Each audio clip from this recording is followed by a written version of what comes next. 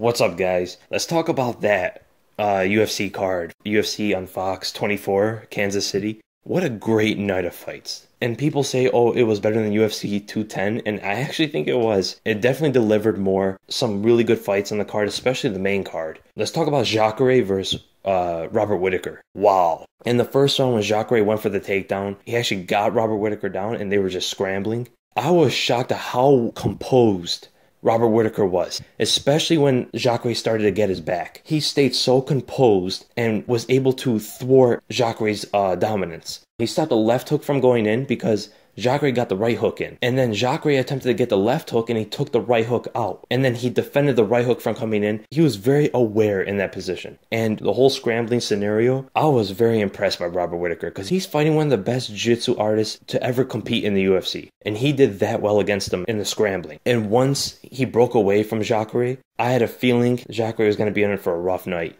Because that does something to your mental state. When you're that high level of a grappler and you can't really do what you usually do, it messes with your mind in the fight. That Robert Whittaker was just lighting Jacare up, making Jacare look slow, making him look old. He was way too fast, way too slick, cutting corners, faking the punches, throwing up the high kick, the same way he did it to Derek Brunson. He landed it a couple times, easily seen Jacare's right hand counters, stayed away from the cage, used his footwork very effectively. I mean, this was a masterful performance by Robert Whittaker. To do that to Jacare, who's one of the best middleweights in the world, and a lot of people are throwing him into the title picture, right? Now you gotta throw Robert Whittaker in the title picture. Unfortunately, Michael Bisping's fighting GSP, so maybe he's going to have to take another fight. Maybe him fight Yoel Romero, winner gets title shot. Or maybe give him someone like Luke Rockhold or someone of that caliber. But he's there, man. And he's improving so much. He's so young in the UFC. It's a big step down for Jacare, too. I mean, this is a guy that was repeatedly for years campaigning for a title shot.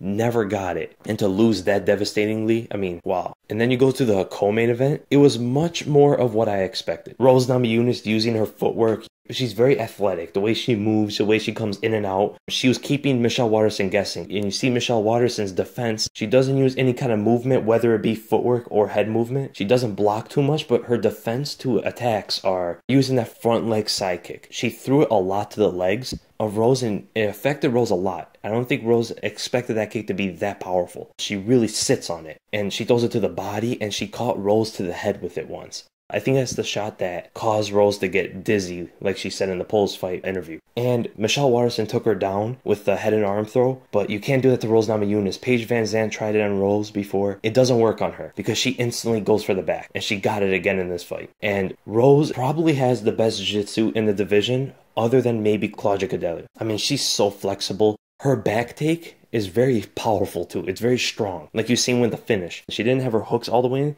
Her left leg was almost straight. But you can see how much she squeezes. She constricts her opponent with it. And Michelle Waterson is good in the grappling exchanges. But Rose is always one step ahead. She always had something Michelle was not seeing. And then the second round where Michelle Waterson stands, she takes a very sideways stance. And when you get out of position, so let's say you're in a southpaw position like she was. If you step or your opponent makes you step with your right foot, your lead foot, and makes you step left, you're already off balance and you won't see shots coming as easily because now your back is almost turned to your opponent and you have to look over your shoulder.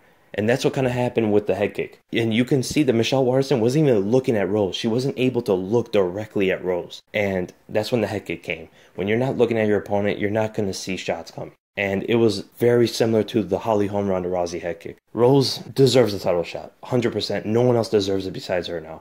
The winner of Joanna and Jessica Andrade versus Rose Namajunas. Michelle Waterson also looked a bit small. You can see that Rose is a little bit stronger than Michelle Waterson, and she was a little more fluid, as I said in the predictions video. Rose has this fluidity about her that Michelle Waterson and almost nobody in the division has. Not quite on the level that she has it. She's very flowy, very fluid in there. And then you go to the main event. How can you not say now Demetrious Johnson is not the pound for pound best? He is, bar none, the pound for pound best right now. He went out there and submitted Wilson Reis. The only way anybody gave Wilson Reis a chance is if it goes on the ground. But no, he softened him up on the feet, didn't engage in the grappling for the first 2.5 rounds, and then softened him up, caught him way too quick, cutting angles. I mean, you can learn a lot from Demetrious Johnson's fights. He's cutting angles, he always stayed in the pocket, pivoted with every shot, came in, grabbed Wilson Reis' elbow. Wilson Reis is turning, and Demetrious Johnson is turning the same speed in the same direction Wilson Reis is turning, and he's landing right-hand shots or left-hand shots. And you can see Wilson Reis was kind of lost in there. He couldn't go for shots. Demetrious Johnson's footwork was just too much. He wasn't getting tired. He was moving constantly. Finally goes for the overhand to the takedown. Demetrious got on side control. I mean, the way he was able to dominate Wilson Reis. If people don't understand about Wilson Reis is a highly regarded and highly skilled black belt in Brazilian Jiu-Jitsu. If I'm not mistaken, he beat Ryan Hall in a grappling match, which is crazy. I mean, he's so much smaller than Ryan Hall too. And Demetrious Johnson takes him out easily. No defense to it from Wilson Reis. And then Wilson Reis just puts his arm out. Demetrious Johnson just needs one mistake. It could be a split second. One split second mistake and it's done. The fight's over. And that's what happened. He put his arm out for a second. And he just did exactly what he did to Kyoji Horiguchi. Just turn and grab that arm bar so quickly.